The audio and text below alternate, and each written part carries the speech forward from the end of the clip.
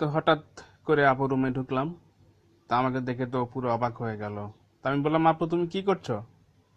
আপু তাড়াতাড়ি ওর কামিজ দিয়ে শরীর ঢাকার ব্যর্থ চেষ্টা করলো, আমাকে বলল, "আম- আমি যে সাজিদ, আমি কোনো খারাপ মেয়ে না। আমাকে তুই খারাপ মেয়ে ভাবিস না প্লিজ।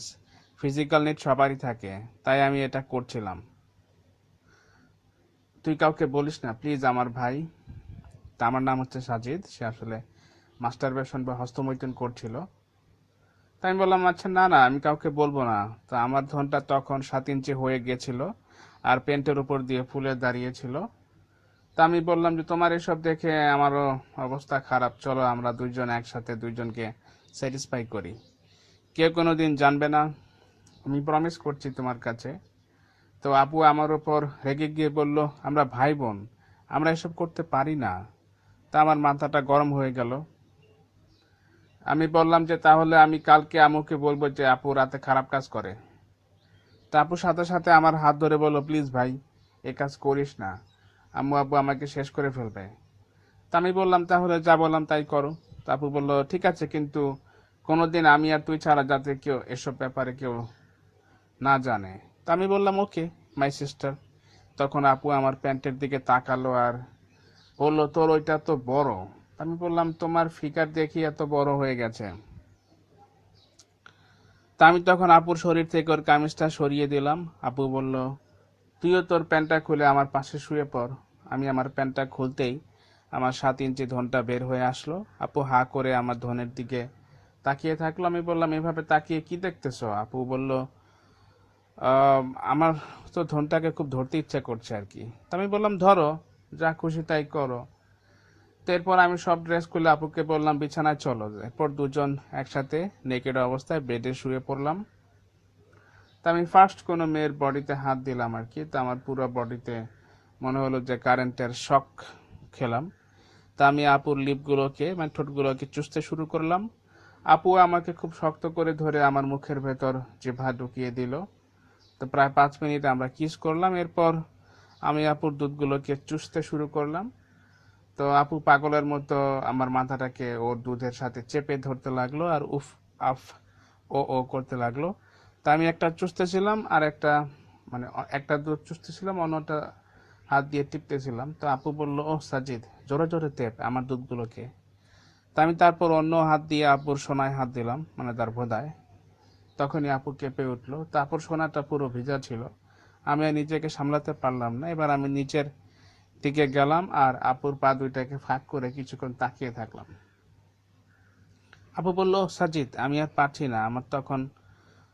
আমি তখন আমার জিভা দিয়ে ওর ভোদাটা চাটা শুরু করলাম। তখন আপুর মনে হচ্ছিল যে পুরো বেডটা নিয়ে উপরে উঠে যাবে আর কি, মানে এমন ছটফট করতেছিল আর কি।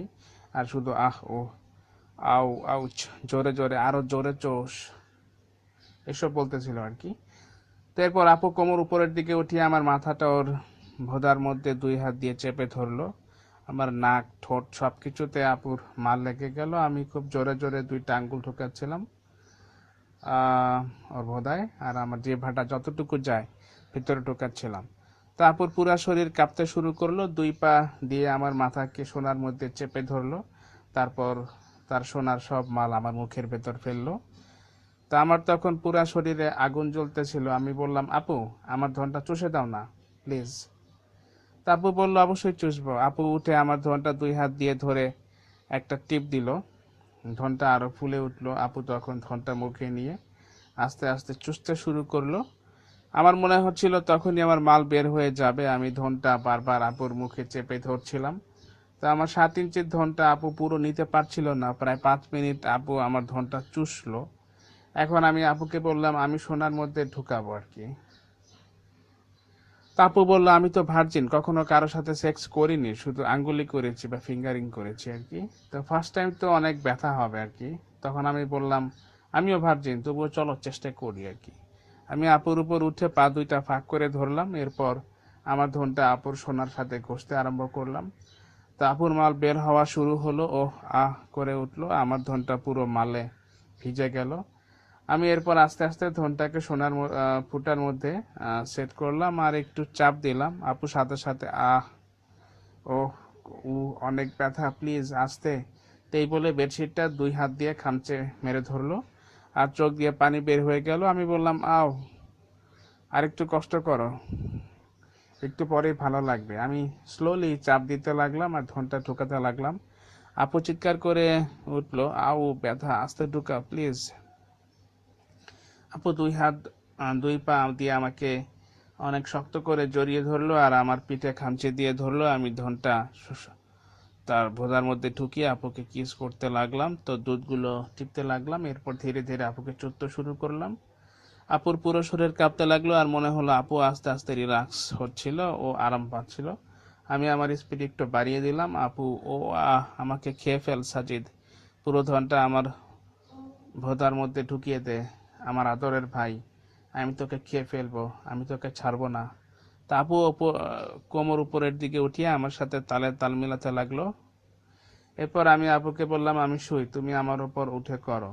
তখন ও আমার উপর উঠে নিজের হাতে আমার ধনটা ওর ভোঁদার মধ্যে আস্তে আস্তে ঢুকালো আর ওঠা বসা করতে লাগলো। এভাবে ওর 38 ইঞ্চি সাইজের দুধগুলো জাম্প করা শুরু করলো। তখন আমি 2 হাতে দুধগুলো টিপতে লাগলাম আর আপু জোরে জোরে করতে লাগলো। তো আমি বুঝতে পারলাম যে আমার মাল বের হওয়ার সময় হয়েছে।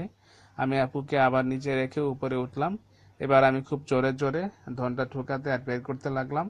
আপু আমাকে শক্ত করে জড়িয়ে ধরে বলল, আরো জোরে জোরে কর, জোরে জোরে, আমার সোনাটা ফাটিয়ে ফেল, সোনার সব মাল বের করে ফেল।